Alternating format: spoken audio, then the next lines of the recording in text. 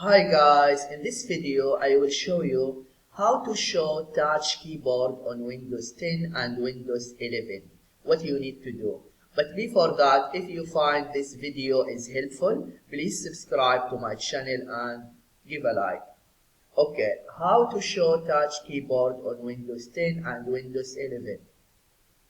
First, just go to the start icon and right click and then click on settings. After that, click on devices and then in the left side bar, select typing and then just scroll down and you see here touch keyboard and here show the touch keyboard. It's off, just click on it. Yeah, this is what you need to do if you want to know how to show touch keyboard on Windows 10 and Windows 11. I hope this video is helpful. Thank you for watching and see you in the next video.